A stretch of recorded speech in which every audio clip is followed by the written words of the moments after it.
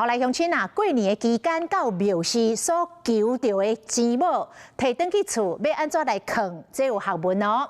命理专家讲，摕到钱某就要先到香炉去过火，然后藏伫厝内底财位，也就是西南边，安尼钱某就会当钱加钱，发挥着上大效用。 新春到庙里参拜求钱母来招财，不过要放伫倒位，你敢知影？把这个钱母放在西南方，可以提升我们的财运。那第二个，我们可以摆在家里的这个神龛上面，或者我们可以摆在这个所谓的财位大门进来的斜对角，有一个 L 型可以藏风聚气的地方，就是我们讲的财位。专家表示，除了财位以外，嘛会当放伫咧保险箱，也是办公桌顶，甚至是随身杂的嘛会。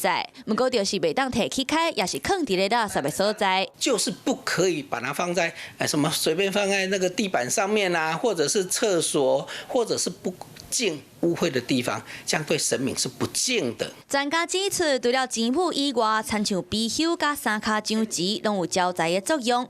上好是头向外口，才会当把钱夹转来厝内，互财运更较旺。 Hello， 我是林明瑞。想要抢先掌握最及时的新闻资讯吗？赶快订阅、按赞、开启小铃铛，锁定我们华视新闻的 YouTube 频道。